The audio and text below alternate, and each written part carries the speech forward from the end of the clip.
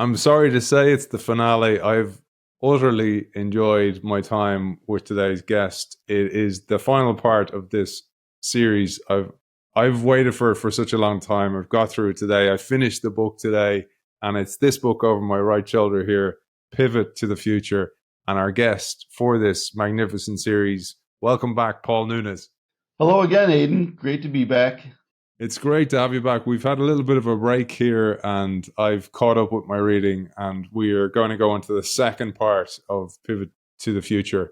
And in this, you talk about the 7 wrong turns. So you've looked at all these high achieving companies, these companies you call value releasers, and what they did and what they didn't do. So I thought we'll start off with the 7 wrong turns, and then we'll go the antidote for that in a way, which is the 7 winning strategies of all, again, the common denominators you saw in all these organizations. And then we'll look a little bit at resource allocation. And if we've time, we'll squeeze in a little bit more here and there. But over to you, Paul, maybe to bring us through first the 7 wrong turns.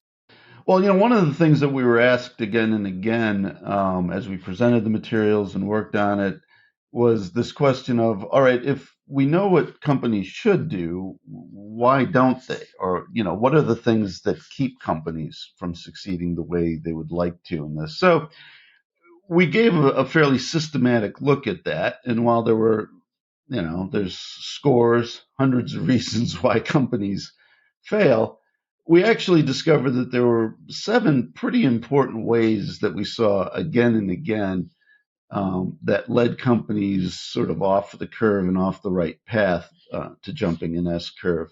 And we call those the 7 wrong turns. And without sort of going through each of them, I can just take you through a couple of them. One of them that was interesting was creating a capital structure built to fail.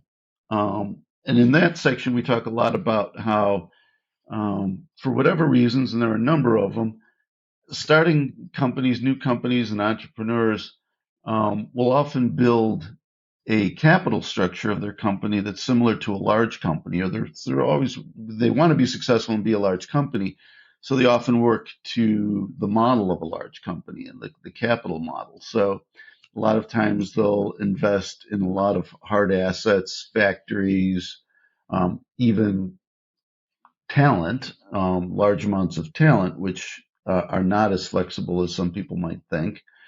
And debt, of course, and debt's a really interesting one because, debt's always taken on in good times, but can really become the anchor or, the storm that drags you under in bad times. I'll give you one example. I don't know if we've talked about it earlier, but the People Express, one of the original U.S. low-cost air carriers, it all sort of started with People Express. And the interesting thing was that whole thing of that when the big carriers wanted them out, when they became annoying enough and they entered the New England, the East Coast corridor, all the other airlines basically lowered their prices to cost. People Express had to match it, and they didn't have the wherewithal. Basically, they were cash broke. So the cash started disappearing as they paid off their loans on the planes and everything else. So they basically got into a cash crunch, and that's what killed People Express. And so this idea of financial structure and your levels of indebtedness and cash flow are critical. So, what we saw is not thinking through sufficiently how your capital structure is going to actually support the business. Another one, we thought was interesting was serving regulators, not customers. We say that eventually the regulators come in and find out you're doing something like Airbnb or Uber. So if you want to do cars, so there's all this regulation that's being circumvented, if not fully thwarted. And eventually the regulators and the law gets in there and you get tied up in the courts. And what we found was interesting that the companies that got most caught up with the regulators actually had a real disadvantage to be the first mover because it bought these other companies a lot of time to come in. So that, the lifts, all the other sort of, taxi services and that, they all got time as the leader got caught up in the regulators. But even more interestingly is the leaders oftentimes would look to regulators then to prevent the next coming up competitors, the other new entrants that were following behind them. And so it was really interesting that we had some examples in there of companies that then, sort of cried foul to the regulators. But so losing that customer focus, and what happens is, as you're busy serving the regulators and trying to prove that it should be legal to, have apartment rentals to third parties and figuring out what all the details, should it be so many people allowed in the building and all that other stuff actually takes you away from developing good new products. So you lose the customer focus while you're busy trying to solve the product for the regulators. And meanwhile, you can wind up with competitors that don't even have those problems because they're not even targeting that segment. So it's like, okay, instead of finding a way around regulation for a segment of your offering, it's like, well, maybe we'll just ignore that segment entirely and just not offer it and move on, because that way we don't have to deal with the regulators. And you see that in like autonomous vehicles and stuff and all these things, right? How do you get, it's like, well, autonomous vehicles on the highway versus in inner cities. It's like, maybe it's just easier to say, well, okay, we'll agree immediately to only use it on the highway. And that can circumvent this question of the regulator saying, well, I don't want, you don't know how to handle autonomous vehicles in the city, and it's dangerous, in the city. And you say, well, yeah, but we can prove it over here. So anyway, so this idea of interaction with regulators and what happens there, a lot of companies were held up and lost out because they served the regulators and not the customer. I think another interesting one is losing your head, which we like the sort of the pun, but it's really the truth. Many companies we saw, whether it's Dell, whether it was Google and Yahoo, Google and Yahoo is good examples of, the CEOs, the founding CEOs, the founders were both sort of, left after the acquisition and the going public or whatever it was. And then in Google's case, they were called back, right, with Brin and that. But the interesting thing is realizing that, well, if we lose our founders, what are we going to put in their place? Who's going to do the innovation stuff? And again, we talked about managing to three horizons. So the companies that didn't actually grasp how important it was to have three horizon leadership would often let go of their innovators and their entrepreneurs that started the company, thinking that, well, they're no longer needed. We've got the product. We've got Yahoo. It's working. And we said, and what they right, and you forget, and then what you realize is like, well, yeah, but everybody left in the company only really kind of knows how to make Yahoo work or make the search engine work. They don't really know how to make Google Maps. They don't really know how to make Google Maps work with, restaurant reservation systems, because they're search engine people. Or, so this idea of needing to make sure that your talent is more broad and that you're actually, balancing a multi-horizon set of research initiatives, and all of that is often tied up with whether or not you've got whether you've got your head on, whether it's the original head or whether it's the, somebody else or other people and things that you've put in their place. But the key is you cut the head off the chicken and the body kind of runs around. It's probably a pretty good metaphor. We found a lot of headless chickens in companies that thought they'd really kind of, gotten there and didn't realize how much they needed their head. Do you know what I think is interesting is, let's put the metaphors together here. Your metaphor of the shark fin is that sometimes the shark will bite the head off the chicken, and it needs those three horizons that working all in tandem. And when you don't have that original entrepreneur there, that entrepreneurial spirit in the organization, and it's run for efficiency or profit only, then you're in real trouble. Yeah, that's exactly it. Because it's the whole thing we talked about. The middle CEO, right? There's the founding CEO, then there's the middle CEO that kind of grows the company, scales enormously. There's a scaling CEO. It takes out the costs, makes huge profits, watches as the stock price grows because the company truly scales. There are really more coffee stores. There are really more of that. And then you get to the top and as we talked about, that was really the tradition in the past, was to have this series of CEOs and CEO types. And often it was the fact that a CEO that was so dedicated to scaling and taking out costs and being Six Sigma really didn't have the vision and the leadership for bringing in the next things.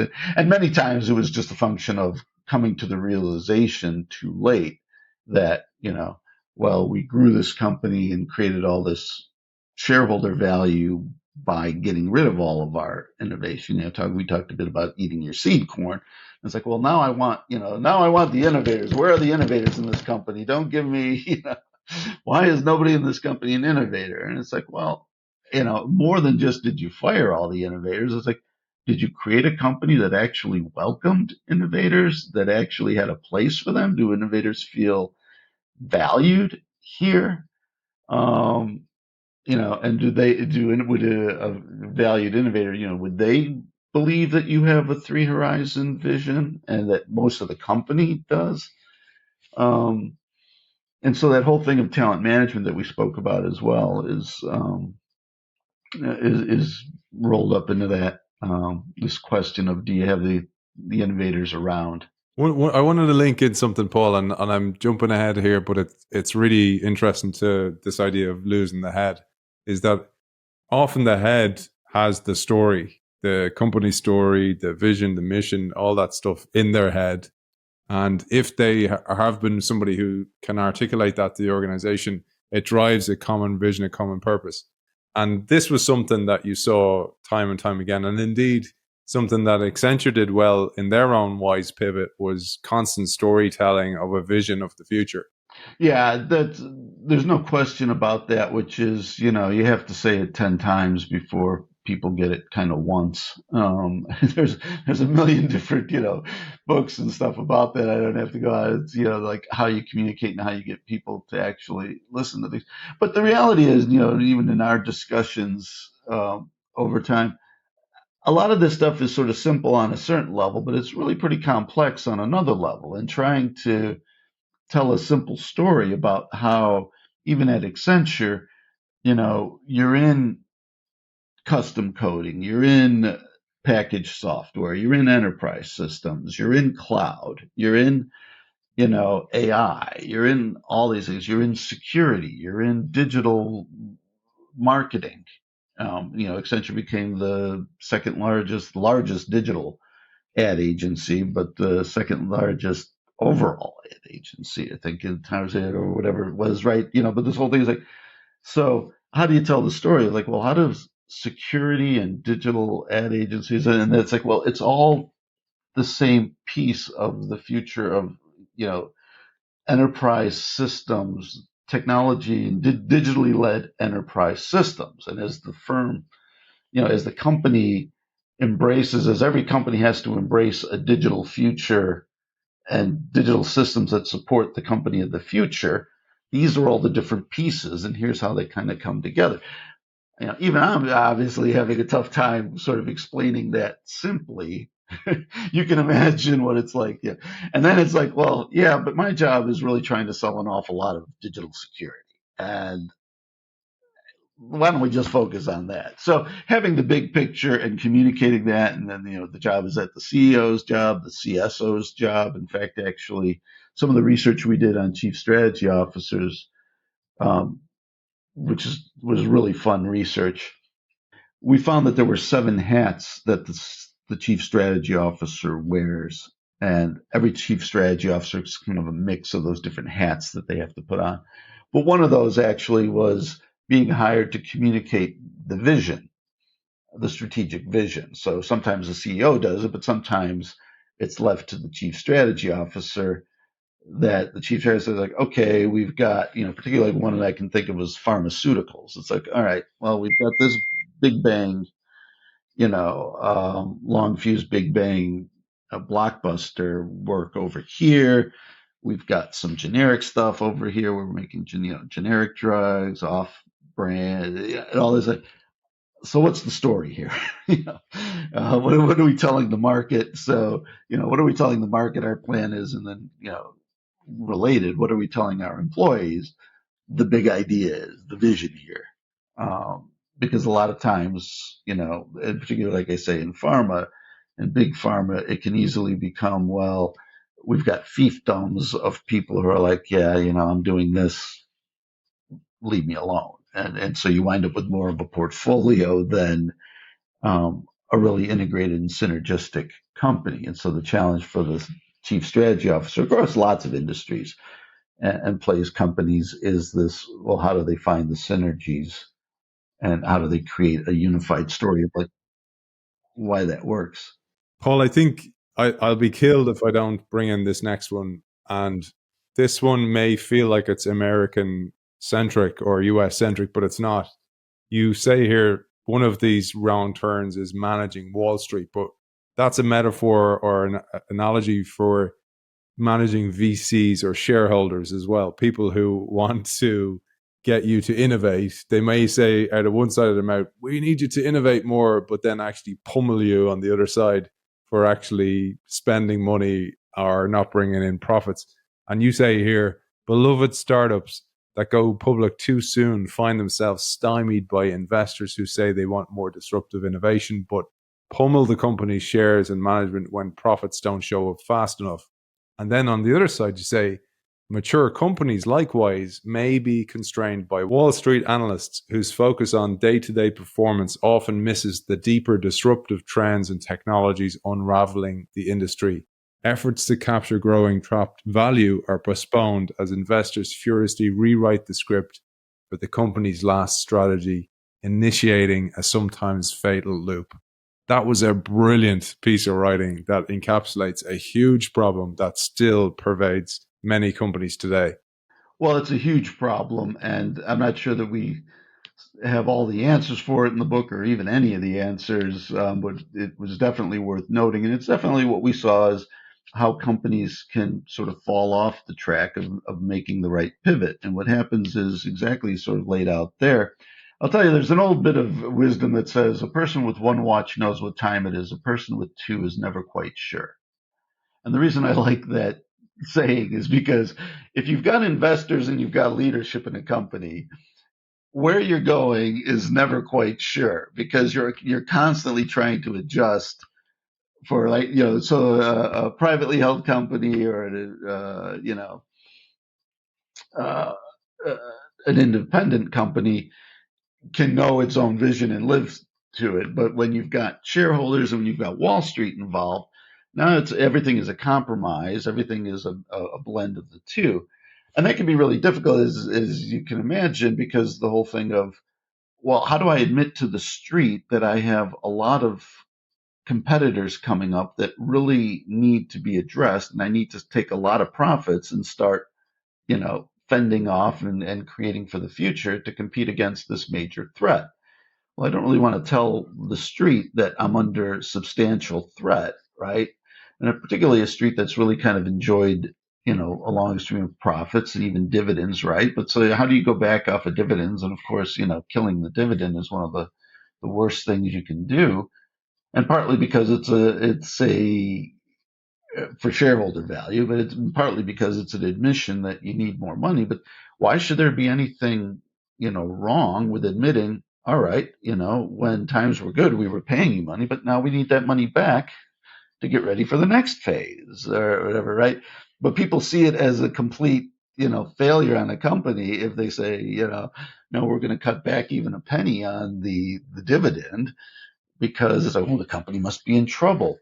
One of the quotes that I loved was Jeff Bezos, who said some version of, and we've quoted in the book, but it's like, I spend 6 hours a year on investors and investor relations. It's like, it's like, because, like Amazon, when you think about like Amazon, if Amazon were if he had spent his time trying to, mollify investors about how best to run an online bookstore, where would Amazon be, right? Nothing Amazon did was the best way to run an online bookstore. It was the fact that they needed to install themselves as much more and realize that, there was no competitive future in an online bookstore. There's a competitive future in the online everything store, but there was no competitive future in the dominant competitive long-term future in the online bookstore. So the amount, explaining to investors why you're not going to make a profit this year, explaining to investors why you have to buy all these robots, and robot companies to do supply chain. It's like, the investors kind of get that to fulfill your vision, you're going to have the absolute best supply chain and most technologically advanced and low cost, provision of supply chain in the world. But then you say, and we're going to do that by cutting the dividends. We're going to do that by not turning over a profit this year again. And investors get crazy. So that's why we say, it wasn't profound on a certain level, but again and again, we saw that the companies that could, and I think if you say manage Wall Street versus managing to Wall Street is probably the real difference, right? But if you're managing to Wall Street, you're chasing your tail, and you're very quickly going to get into a potential death spiral of not enough success, not enough money for everybody. Before we go to the 7 winning strategies, this is a nice little segue. Is somebody that you talk about in the book, and a great leader, Aidan Nunes, the former CEO of PepsiCo. And one of the things you talk about with her is how she communicated widely across the organization. But one of the places she communicated to was the street. So she managed analysts where she's like, look, we're reallocating resources. And I'm jumping ahead to that last segment that we'll talk about today as well, because you're going to have to take a step backwards to take a step forwards. And this is what I love about this book in particular, is the now, the then, and the future. This whole idea of the 3 phases, that you're taking a little bit of money from the now in order to invest in the future. The now is not going to be happy about that, including the street, or including the investors, or including the analysts as well. So you really have to communicate very heavily there. Yeah, and more than just communicate, you have to bring them along. And she's such a great example of great leadership, and great leadership at a time when things could have really gone wrong for what a lot of people were referring to as, sugar water, right? Pepsi really shows like it was a lot more than sugar water. And a lot of the reason it's more than sugar water today is because of Indonesia's leadership. So a great example, but that's exactly it, sort of bringing through the things like, we're not going to get out of this fantastic business of selling, Pepsi. It's a remarkably strong and valuable brand that brings people a lot of joy. And it's a great product, but we're not going to achieve the growth goals we need by simply focusing on that, because there's only so much soda people can drink, particularly in a health, conscious environment. So we're going to need these next products. And, if you look in the book and stuff, not to go too much, on a tangent there about her leadership, but it really is fantastic, because we use Pepsi as a great example of, this idea of the multiple horizons, and that, recognizing the good, the fun for you, good for you, better for you model, right? So the fun for you, it's like, have some chips, have some soda, once in a while. I think, life's not worth living if you're not having a bit of a good time, right? But, we also make Quaker oats, and we make overnight oats. And we have, science. And so the way she actually pulled it, we go into the book, the way she actually went in and changed the research, because most of the research, not surprisingly, at the time she came in, most of the research was being done on how to create new flavors of the soda. And, or, that it was all focused on the sort of Pepsi products. And it's like, well, no, we're never going to get there with that sort of incremental innovation. And so she actually had to pull out the chief R&D lead and sort of, work with that person and say, we need to rethink research across these three horizons and, not just simply do it off of, well, this is, Pepsi is Pepsi, so we research Pepsi. It's a great example. And in there's loads of these examples in the book that we're not going to get to today. But the Pepsi story is great, even to the fact of hiring new type of talent. So when you're thinking about that kind of pivot, you need to hire biotechnologists and all kinds of different skill sets that you don't currently have in the organization. We won't go there, Paul, because I'll be keeping you all day, and you've given us so much time. So let's pivot ourselves to the 7 winning strategies. And as you say in the book, very few of the companies in your study adopted all of them, but Value Releasers successfully pursued at least one or more of these 7 winning strategies. And again, each of these strategies has a great story or anecdote or organization that has demonstrated them. But over to you, Paul, to pick maybe your favorite, or if you like, go through them all. Gosh, I'd like to go through them all, but I will just start with a couple of them. But first, the idea of the 7 winning strategies was really the winning strategies for getting to the edge of the technology curve. And so we talked about trapped value, and that trapped value comes from having technology get ahead of where you are as a company. And so it creates this gap, right? And that's the sort of trapped value. I'm not as technologically enabled as I could be. And so what would I look like of that? So you have to get to this horizon. But then the question is, well, where is the horizon and how many directions could I take to get there? And so, without getting too mathematically minded about it, but we did some research years ago on, the efficient horizon of a company, right? And it turns out there's like n dimensions that you can sort of map to. Long story short, if you're going to try and get to the edge of technology, you really can't just say that's what I'm going to do. You're going to have to pick a direction. You're going to have to pick sort of a vector and try and move your company there and then next one. So what these 7 are really 7 different vectors, sort of 7 different directions that a company can take in getting to the horizon. They should probably take all of them eventually. What we found actually is that most effective companies pick 1 or 2 to highlight for a period of time and then move along the other dimensions at a later time. So let's make that a bit more real with a couple of examples. One dimension you can take, and the one I'll probably start with because it's the most counterintuitive, is talent rich. So what does talent have to do with technology? Usually we think it's the opposite, right? It's a combination of talent and technology. Well, Volvo figured out at one point that a lot of its talent was all in mechanical engineers because it was all about safety, remember, and it was all about the car, and it was all about being a great mechanical car, but that they had a really homogeneous pool of talent that wasn't allowing them to do what they wanted to do. Now, you say, well, does technology and technology capability have to do with that? What they recognize that in order to create a more diverse talent pool and exploit a more diverse talent pool, they could use technology and talent management software to actually understand what are the capabilities within their talent.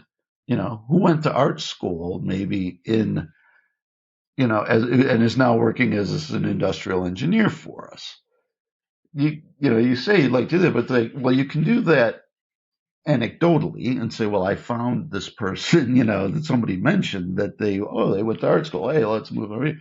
Or you can do it more systematically by saying, no, we actually have a system whereby we can record everybody's talent and experiences and broad talents. And then we can actually build teams of these people based on what we know about their backgrounds and capabilities. And we can create more creative, more powerful, more future-oriented teams. But the recognition that you can't really do that until you have the data and the processing capability to do that.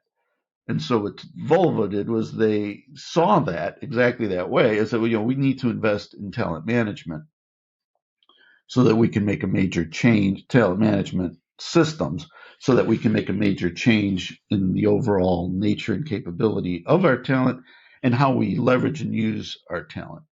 And some of that even went to the nature of bringing in external talent in terms of one of the examples I love is how they went to actually Pininfarina, and I don't know if anybody knows the name Pininfarina, but Pininfarina was basically the guy who designed most Ferraris and created a design house, the Pininfarina Design House, which actually helped Volvo make a lot of its new age cars. So when you see like, well, why isn't Volvo the box anymore? But that's the kind of thinking and the kind of talent and saying, all right, we need these people in. And then it's like, well, who are they going to connect to inside the company so that we actually have a smooth transition? So we have design working with people who get the importance of design as well as safety and that. So it's a really fantastic transformation thing. And again, it's saying we need more technology. We need to get to the edge of what technology is going to enable, which is world-class talent management. Even though we're an auto company, world-class talent management in terms of broad capability management, that's going to be a competitive advantage for us, and that's where we're going to go. Another one I found extremely interesting, and there's 7 in particular that you cover in the book, all complete with examples. But this one, particularly because of the example, is network powered. Yeah, network powered was one of my favorite too. And really, what we talk about there is two things. One is the power of the network of companies you can build, but the other one is more simply the power of the network in the sense of internet and Internet of Things.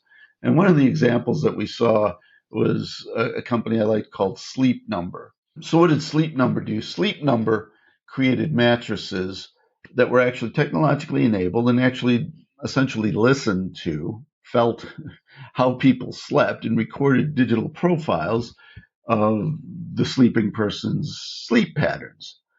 Basically, you were able to, tell whether they tossed and turned and how much they were sleeping and whether they were in REM sleep, deep sleep, etc.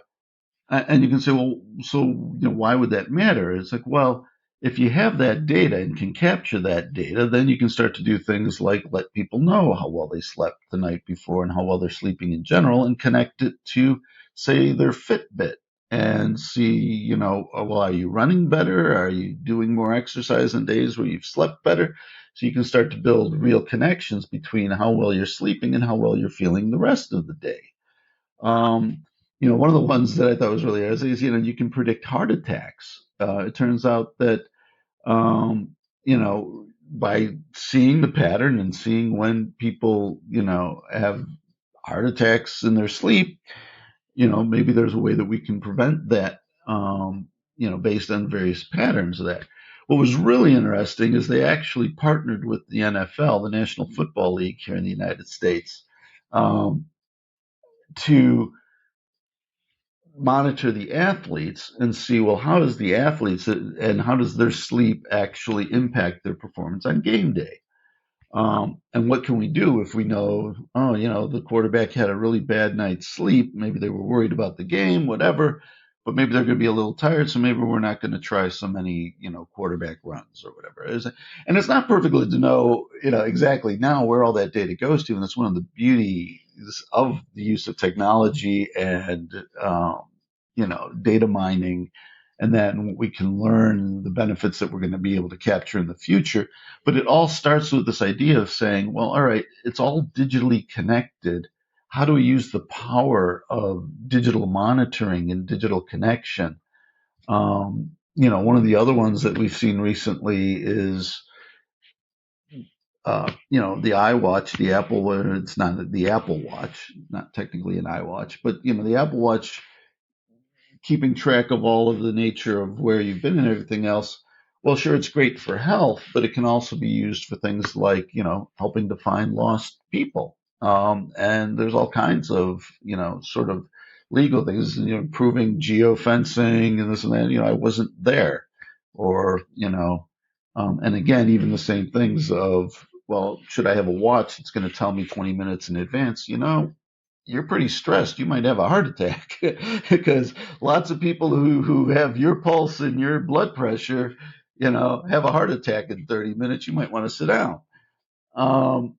so this power of networks that we can hardly imagine right now is one of the dimensions that you can seek to vector to get to the horizon of capability.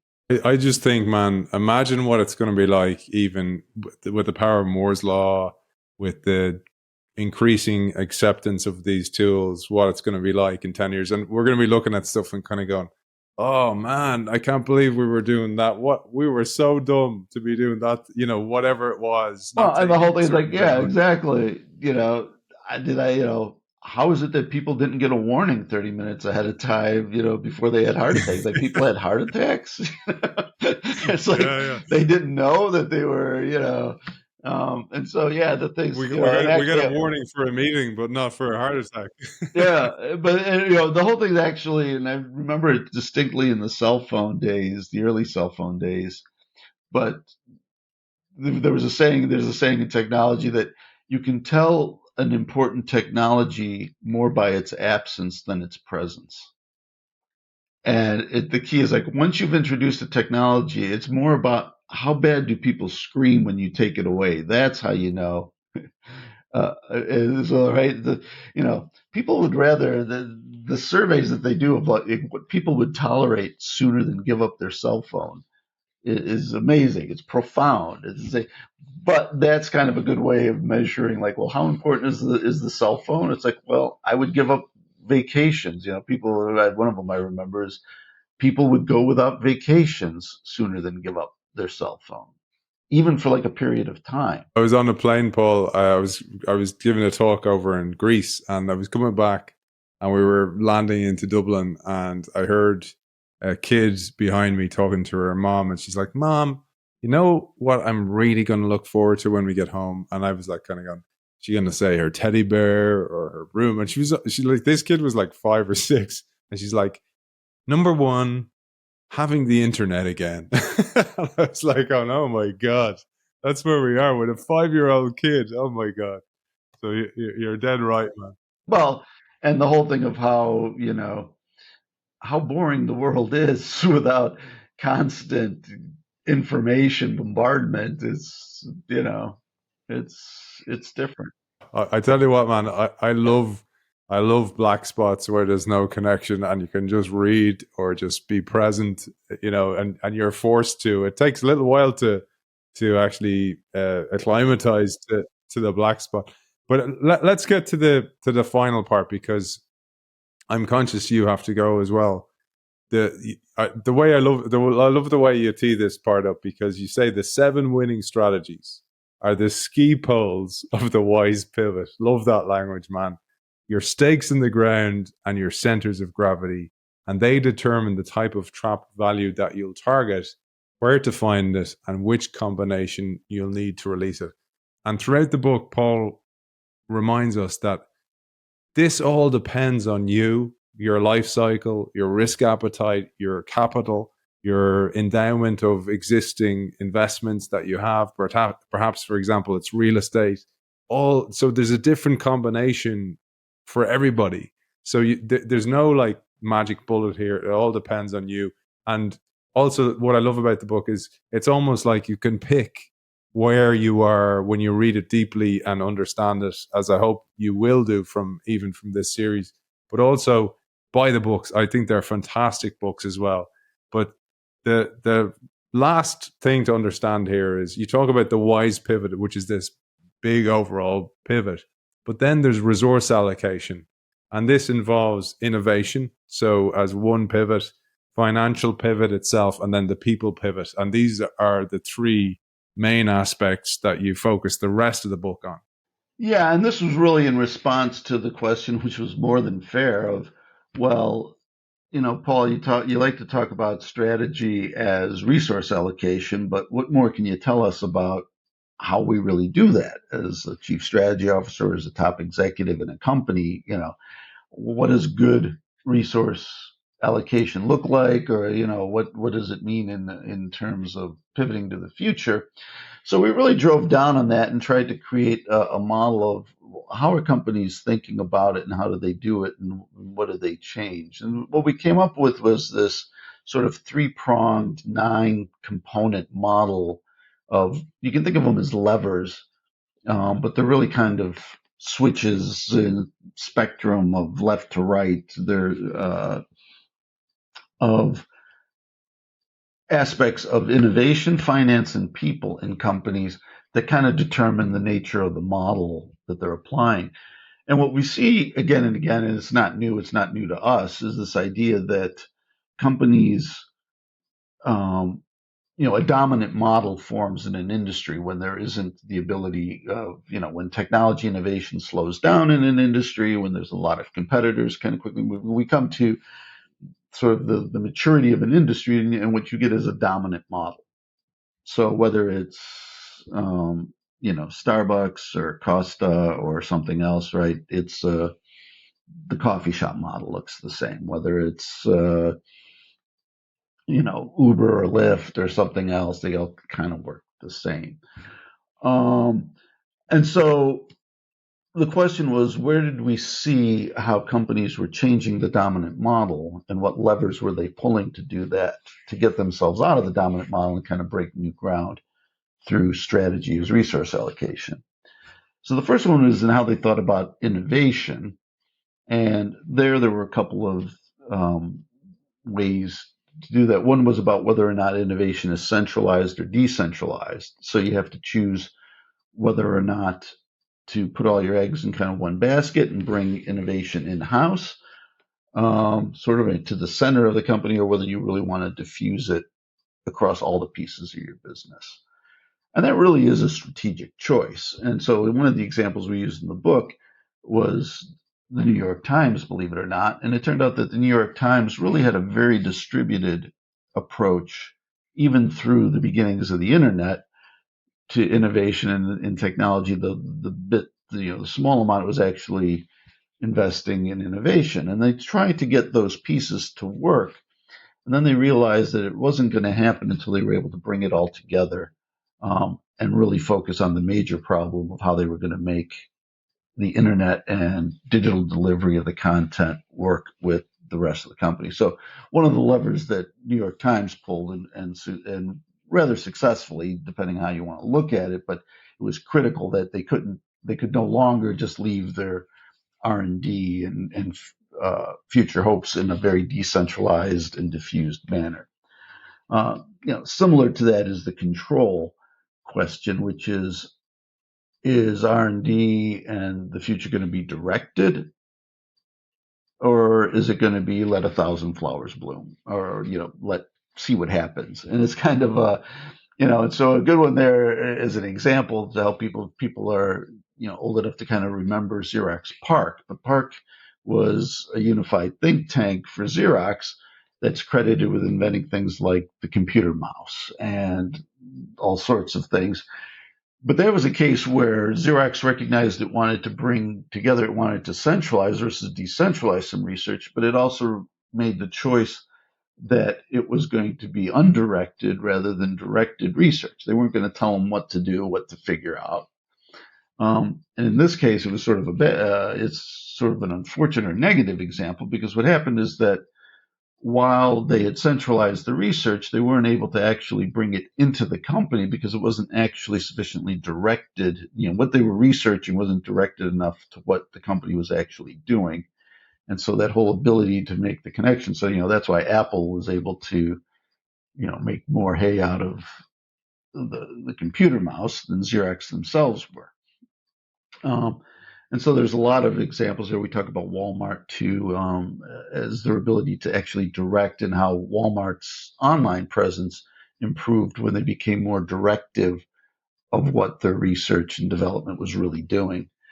And then the last one in innovation is sort of your aspiration, which is this question of, you have to decide, am I going to reinvent the industry? Is that what I'm all about?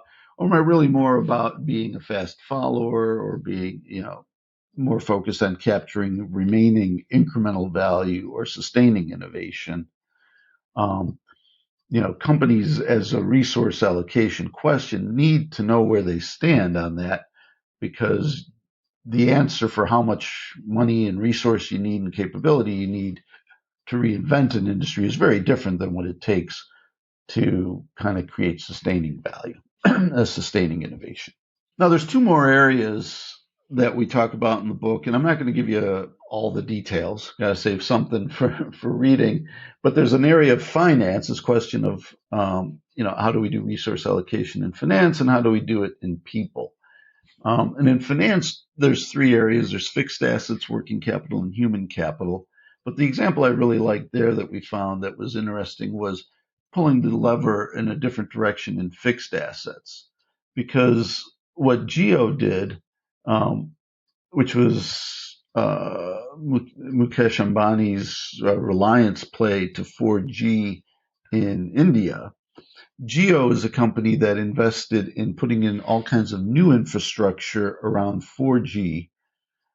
So instead of actually getting out of assets, which I've talked a lot about in all of our previous discussions, it was really an example of pulling the lever a different way, which was putting in new, much, much cheaper 4G technology because the costs had come down so dramatically that he actually accelerated the obsolescence of all of the 3G and all the technologies before that, and recognizing that nobody would really want 3G even at any price if there was affordable 4G technology and LTE. So that's just one example of where you can, when you rethink your resource allocations and assets, the conventional wisdom is you've got to get out of and try and minimize assets in any business, and that's generally true.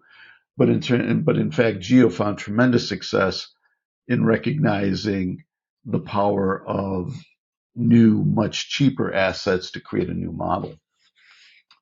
And then in people, one of the interesting areas that I really liked was we looked a lot about artificial intelligence and particularly things like even robotics and how it was going to reinvent industries. And what we saw is really interesting was the example in Mercedes where they put in robots to help build the cars. And it turned out that it wasn't working as well as they had hoped.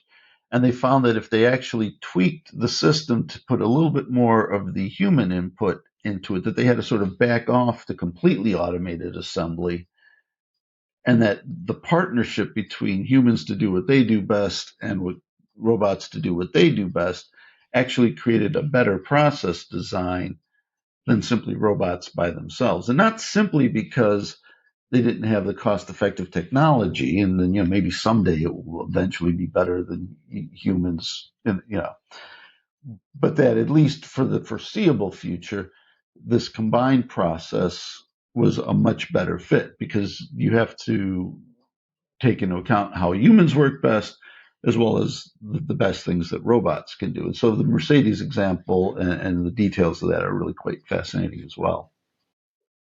There are so many examples in the book, great stories, great examples from all the research that Paul and his team have run. And these people, the value releasers, these companies, the value releasers throughout the book.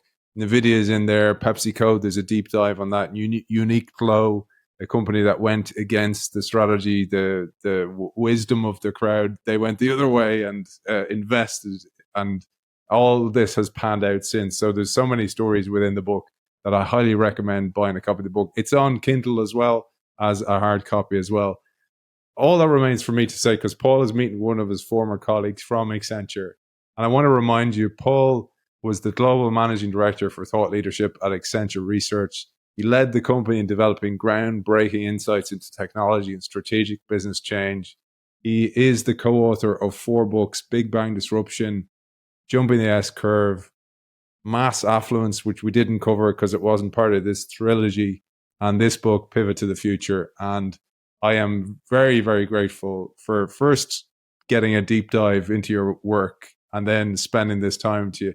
I have to tell you, off air, Paul and I spent hours talking as well, down rabbit holes here, there, and everywhere. And it was an absolute pleasure to do so and spend time with the man. He was all those things for Accenture. I can tell you what, from my first-hand experience, he is a great guy and a great thinker. And I highly recommend anybody who's looking for a keynote speaker or somebody to be on a panel, reach out to Paul. Paul, for those people, where can they find you? They can find me on paulnunes23@gmail.com. And Paul's also on LinkedIn as well, and I'll link to Paul on LinkedIn in any of the excerpts that I share. Paul, thank you so much for all the time you've spent with us. Thank you, Aidan. This was great, great fun. Really was a pleasure. I learned as much talking to you as I conveyed. So thank you for our great conversations and for giving me the opportunity to share some time with your viewers. And I look forward to, man. I have a feeling we're going to meet again in the future. We're going to actually meet physically in the future as well. Oh, there's no doubt about that, even if it's just for a pint. Paul, it's been an absolute pleasure. Thank you, man. Thanks, Aidan.